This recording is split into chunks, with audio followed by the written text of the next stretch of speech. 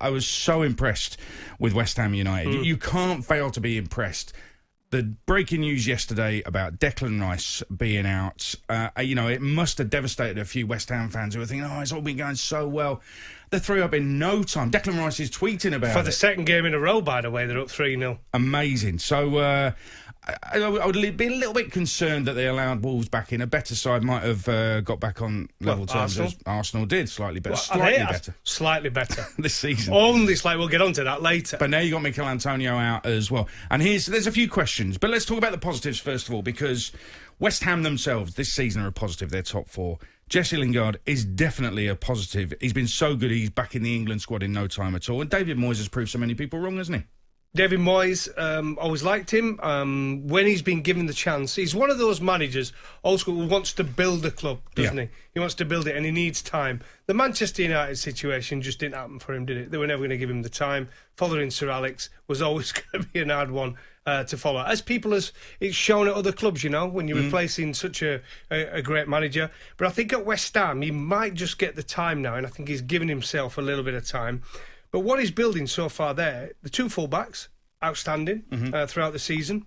His goalkeeper very rarely lets him down. The two centre-backs, he's got a bit of experience in there and a bit of quality.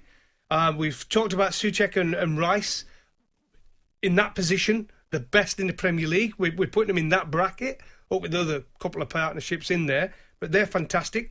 Antonio as well. And then they've just gone and got Lingard, who... I must admit, I was thinking, did they really need that type of player?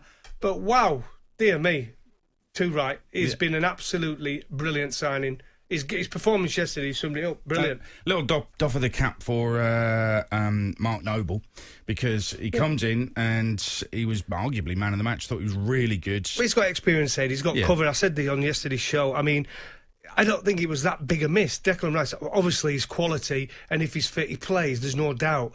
But when you've got cover, someone like that who knows what he's doing, he's through and through West Ham, he's got experience, he's played so many games in the Premier League, to step in there for the odd game as cover, you know what I mean? It's not a bad person to come in, is it? Well, you've hit the nail on the head in terms of the odd game. So, yes. The Declan Rice injury, my understanding is it isn't going to keep him out of too many games. But if it does, and if Antonio's out for a while, can West Ham sustain it over a long period of time without those two key players? That is a big question. I just want to take West Ham fans back 5 years, because they were in exactly this position, pretty much this position, in the 2015-16 season when Leicester won the league.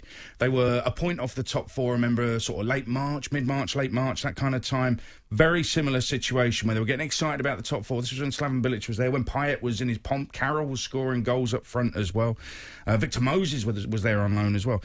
They lost 2 of their last 3 at home to Swansea and at Stoke, and they ended up 7th, 4 points off the top four. So you can see if they win those 2 games, they finish in the top 4. So people have got to... There's a lot of talk about how brilliant West Ham are. I understand this, but nothing's been achieved as yet. Now, if you're thinking, well, it's going to be another relegation battle, I certainly didn't think that. With David Moyes in charge, I wasn't expecting a relegation battle, particularly after what happened at the back end of last season when he did take over. This is not a rubbish football club. This is not a rubbish team. People are talking about it like from nowhere. This non-league team has suddenly emerged and got into the top 4. This is West Ham. They're good. But the players he's brought in have made a difference. He's done well. He's a good manager. Look at Bowen. How good has he been? Right, top signing. Ben Rama has come in and done a good job to say he's just come into the Premier League. Souček. Rice's development over the past 2-3 seasons. Dawson coming in. Kufal. I mean... I just think he's done a great job as a manager, but you're right. They've got a good fan base. They've got a stadium which they weren't too happy about the fans. I get that totally. It wasn't their home. But they're getting a good fan base there. They're starting to spend a bit of money, but they've been sensible with it. They're getting players now. They're not rushing into rubbish signings. If you consider just a few seasons ago, and they went and got, Haller and Anderson, what did they cost? About 80 or 90 million between them. The players they've got in, you know what I mean, around it, now have been a bargain. They've been great signings, Aid. OK, so I'll ask you this question in a second about whether you, hand on heart, believe they will finish top 4. But let's go through the games that are left.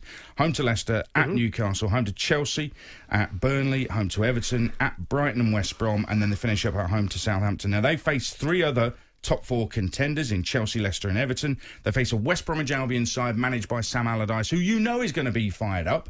And we've seen what West Brom can do when they went to Chelsea on the weekend, live on talkSPORT. So, confident, hand on heart, West Ham going to finish top 4? I think they'll get 17 more points. Will that be enough? Yeah. They'll finish top 4? They'll drop points against Chelsea. I'm convinced they'll drop points against Chelsea. I think they'll get a draw against Leicester. And I think they'll probably get a point, or they could lose that game against Everton. Other than that, I think they've got it in the bag. Their last 3 fixtures are Brighton, West Brom and Southampton. If they get themselves into a position with the players they've got, it will be interesting now. I don't know what's the state of the Antonio injury. I mean, that's going to be a massive one for them. But Lingard, the form is in. Did you see it? It was like watching Maradona yesterday. he got the ball, running with the ball at his feet. They could catch him. It was amazing. There were no tackles going in whatsoever. I think they were scared to tackle him because so quick, the trickery. He was fantastic. Direct yesterday. Everything. And you can see why he's back in the England squad. But that's really based on Gareth Southgate's trust in him. Let's just hold off a second. Lingard's been brilliant, but he's played 8 games for West Ham United. So I don't really think we can say, he's like player of the year or anything. He's done very, very well. It's exciting to watch West Ham. It's exciting to watch him. It's a good news. It's a feel-good story, isn't it? Jesse Lingard going to West Ham and being brilliant. It's the boost they needed. He's come in at the right time. And I say they were playing well at the time. I'm thinking, well, he's not even going to get in. He's probably going to have to go off the bench. David Moyes knew what he wanted, put him in. He's got his style of play. He knows how he wants to play. And he just gives them that little bit extra. The pace aid yesterday and the trickery. And it's not just one of these who's running sideways and backwards, and it's running straight at the goal. And that's what West Ham needed. I mean, absolutely fantastic performance from him. And it looks like he needs to be at a club like that. I just feel for him. If he goes back to Manchester United, the temptation will be there because you're at a huge club, Manchester United. He could go back there and he might get a run of 5, 6, 7 games. But realistically, he's going to be that guy who's the fall guy. He's going to be coming off the bench, isn't he, most of the time? He goes to West Ham. He's going to be the star boy. Yeah, and he has done very, very well. How confident are West Ham fans that they can finish top 4? And listen, enjoy all of this. But if it does end up with West Ham 5th or 6th or 7th as they were in 2016 when you had a chance of top 4, are you going to end up disappointed? 08717 22 33 44.